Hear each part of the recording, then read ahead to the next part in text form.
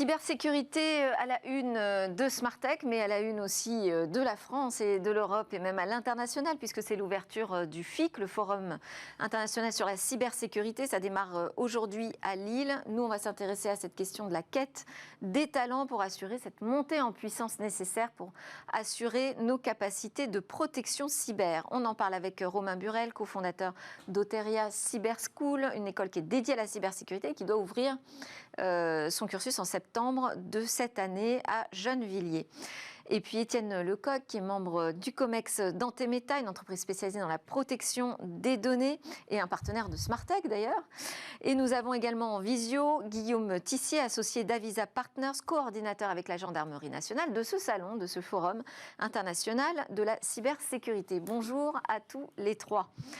Peut-être qu'on va commencer avec Romain en plateau, puisque vous êtes à l'origine de tout pour cette quête de talents. Vous allez les former, les talents, avec l'ouverture de cette école Oteria Cyber School.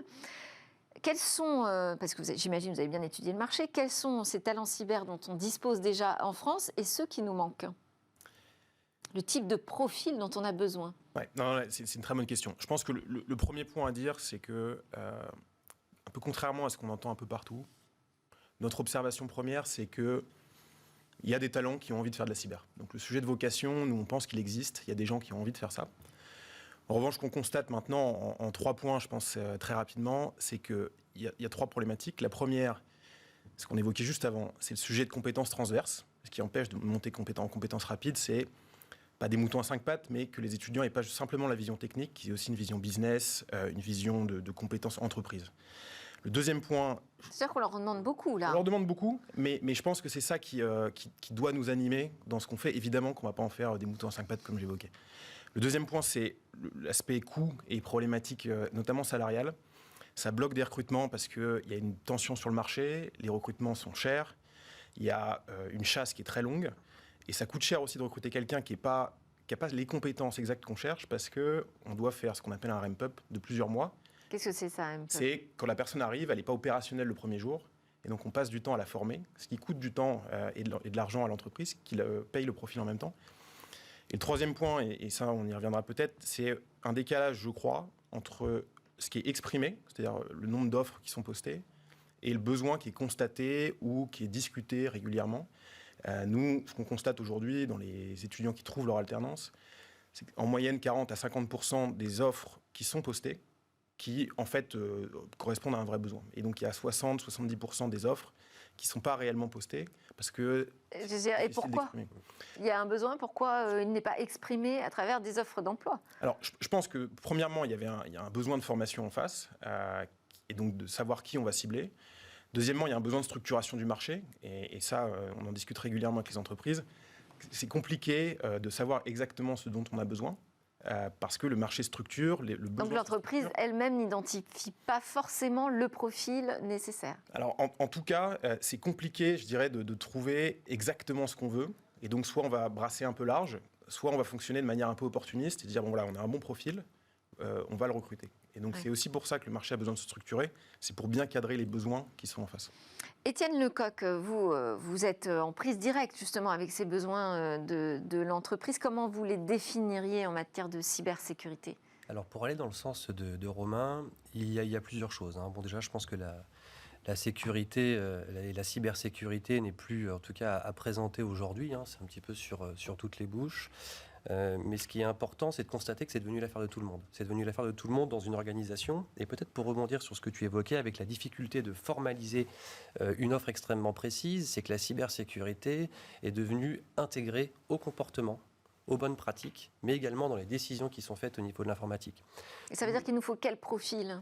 Il nous faut des profils qui vont intégrer une dimension déjà opérationnelle de la cybersécurité. Rendre la cybersécurité accessible à un contexte de production. Ça implique une forme d'expérience.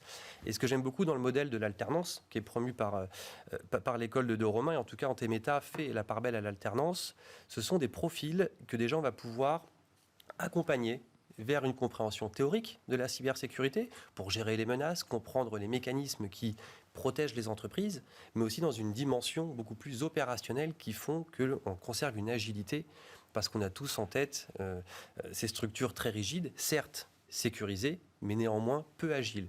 Et donc aujourd'hui, on se retrouve à la croisée de plusieurs chemins avec le home office à travers la digitalisation qui implique des compétences. Donc on est encore en train de le définir finalement, ce profil de l'expert cyber en entreprise. Je pense que ça évolue tout le temps Ouais. et que ça ne s'arrêtera jamais, aussi bien au rythme des technologies qu'au rythme du marché qui s'ouvre sur divers fronts. Hein. Alors, on va donner la parole à Guillaume Tissier, qui est donc connecté avec nous depuis Lille. C'est le pilote du FIC. Bonjour, Guillaume. Bonjour, Delphine. Donc, premier jour aujourd'hui, c'est l'ouverture du FIC qui va se tenir à Lille jusqu'au 9 juin cette semaine. Votre thème central cette année, c'est façonner l'avenir numérique de l'Europe. Alors, on est sur un salon qui est à la fois professionnel, mais aussi institutionnel. C'est un sommet international où on voit défiler chaque année plusieurs ministres, des responsables européens, aussi de grandes institutions françaises, publiques, des chercheurs académiques, pas uniquement l'industrie. Alors, je voulais vous demander déjà cette année quelle est la présence du nouveau gouvernement français au FIC? Alors faible parce que nous sommes dans une période de réserve, donc on a beaucoup de représentants des différentes agences. En revanche, clairement, à l'échelon politique, autant on a plusieurs commissaires européens, plusieurs ministres d'États membres, mais côté français, on en aura moins que d'habitude. Bon. Et au niveau européen ou international? Alors, on a une forte représentation des institutions européennes. On a un village européen avec la plupart des institutions au cœur du salon et avec des représentants d'à peu près toutes les directions générales de la Commission et la présence de 2 commissaires, Margrethe Vestager et Margrethe Skinas. On les accueille demain et après-demain et on va notamment beaucoup parler, je crois, des différents textes qui sont en cours d'élaboration ou qui vont bientôt rentrer en vigueur, donc que ce soit sur le volet très opérationnel avec Nice 2, avec également le projet de Cyber Resilience Act, et puis sur un volet peut-être plus politique, les textes sur les sujets de politique industrielle, avec par exemple le Digital Market Act, le DSA sur la régulation des plateformes systémiques, etc. Alors Guillaume, vous avez évoqué là très vite fait le Nice 2. Alors tout le monde ne connaît pas forcément ce que c'est. C'est une nouvelle directive européenne donc qui devrait être adoptée prochainement sur la cybersécurité. Et au cœur de cette directive, donc, il y a l'élargissement des secteurs qui seront soumis à des obligations de cybersécurité. Je pense aux collectivités. Tout ça, ça va tendre encore davantage ce marché de l'emploi cyber? Clairement, je pense que le besoin de recrutement aujourd'hui est important. Alors, c'est toujours difficile de donner des chiffres. Il y a une étude de PwC qui parlait de un peu plus de 3 millions d'emplois non pourvus en 2021 au niveau mondial. Ce qui est certain aujourd'hui, c'est quand on interroge la plupart de nos partenaires, ils nous disent rechercher des profils. Et effectivement, la difficulté, c'est que c'est souvent des profils expérimentés ou en tout cas ayant pratiqué. Ouais. Je rejoins tout à fait ce qui a été dit à l'instant sur ce besoin notamment d'alternance. Nous avons besoin aujourd'hui, je crois, de gens qui sont des praticiens sur les différents métiers, parce qu'il ne faut pas voir la cybersécurité comme une sorte de bloc. On a à l'intérieur de la cybersécurité, si vous prenez le référentiel de l'ANSSI, qui est très intéressant, à la fois les métiers cœur et puis les métiers un peu plus périphériques. Dans les métiers cœur, vous avez des gens qui vont travailler évidemment sur tout ce qui est pilotage, gouvernance, c'est les fameux CISO, les chefs de projet sécurité, avec des profils évidemment ayant au départ peut-être un background technique, mais ayant évolué vers des activités un peu plus de gouvernance. Vous avez toutes les activités également de conception et de maintien d'un système d'information sécurisé, avec les métiers d'administrateur système, d'architecte, de cryptologue, qui sont des métiers très techniques. Troisième catégorie, c'est tout ce qui est gestion des incidents et des crises. Donc là, on va retrouver ce qu'on appelle les SOC dans notre jargon, les Security Operations Center, avec des gros besoins aujourd'hui. Et puis enfin, dernière catégorie, c'est la partie conseil, service, recherche, où là, on va rechercher à la fois des consultants, des formateurs. Et je dirais que ces 4 catégories, constituent un peu le cœur. Et puis derrière, vous allez avoir les métiers où on va parler de cybersécurité, on va devoir aussi avoir des compétences, mais plutôt un peu comme une sorte de surcouche. C'est tout ce qui est DPO, qui sont plutôt des juristes souvent, même si on voit maintenant des DPO avec des profils un peu hybrides. Tout ce qui est risk management, avec le côté assurantiel, les directions sécurité, sûreté globale, les responsables contrôle interne. Voilà, donc ça, c'est les métiers qui sont un peu autour, mais qui néanmoins ont à connaître des sujets de cybersécurité. Est-ce que vous avez le sentiment, ou vous voyez concrètement tous les jours des startups, des entreprises qui sont aujourd'hui freinées dans leur croissance parce qu'elles manquent de talents? Moi, ce que je constate, c'est qu'aujourd'hui, il y a une vraie prise de conscience sur l'importance de faire face à ces problématiques cyber. Nous, on l'adresse sous l'angle de la résilience. Aujourd'hui, un des enjeux, c'est de pouvoir faire face à une crise. Je crois que le point a été évoqué sur la notion de cellule de crise et le côté transversal de la cybersécurité. Nous, chez Antemeta, on va beaucoup s'intéresser à la protection des données. D'ailleurs, il y a 3 piliers autour de la cyber. La confidentialité, c'est vrai que la RGPD a beaucoup fait part sur cette notion, mais il y a surtout la disponibilité et l'intégrité. Et c'est vrai que lorsque l'on délaisse ces fondamentaux de gestion d'un système d'information au profit de technologies plus en pointe, on perd peut-être un petit peu en capacité à redémarrer, à faire face aux incidents. Et je pense que c'est un des enjeux aussi du FIC. Nous serons exposants. D'ailleurs, l'événement a démarré et s'annonce être une très belle édition.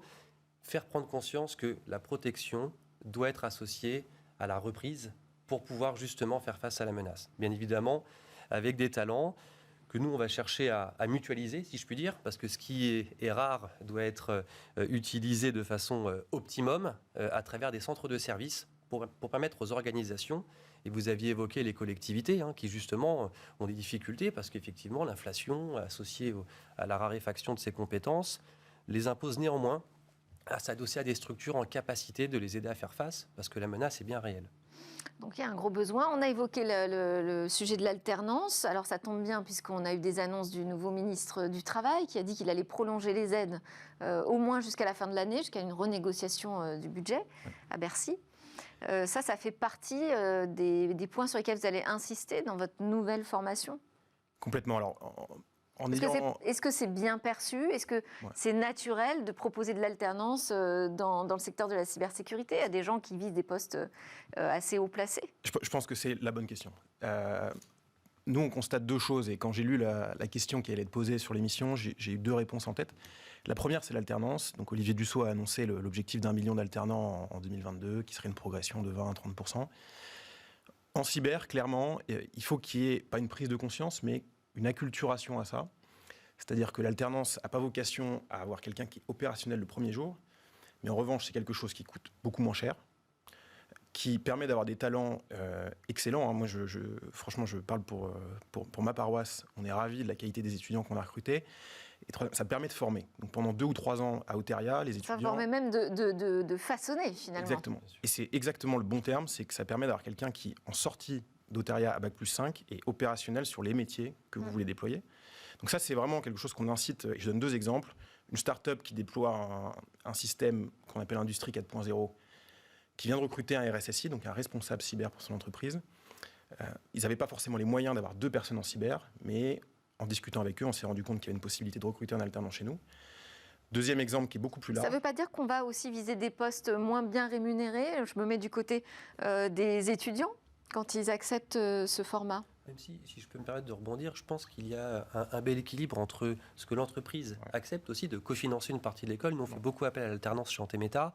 Donc, je dirais qu'on va cofinancer pendant une période qui peut être 2-3 ans selon les cycles, +3, +4, +5. Et en contrepartie, il y a quand même un enjeu pour l'entreprise de garder ses talents avec la rétention des talents, parce qu'une fois qu'il est diplômé, il faut quand même assez rapidement lui proposer un parcours au sein de l'organisation pour le conserver. Donc je dirais que certes... Oui, parce qu'il y a effectivement capter le talent, puis après fidéliser. Bien sûr, parce que si ce n'est donc je dirais donner sur ces phases initiales, le former, mais après encore faut-il pouvoir le conserver. Et je pense que là, l'étudiant retrouve assez rapidement, je dirais, l'équilibre. Et ce coût que Olivier évoquait, ça veut dire qu'ils vont viser des jobs qui sont passionnants et qui sont des jobs haut placés. Et deuxième point que j'ajoute, c'est la formation continue. C'est un autre élément de réponse. J'aime pas beaucoup le terme de reskilling, parce que ça veut dire que les gens vont quasiment déplacer leurs compétences. Plus de la formation continue. Tout à l'heure, il y avait les collectivités locales qui étaient évoquées. Je pense aussi au directeur de système d'info des hôpitaux.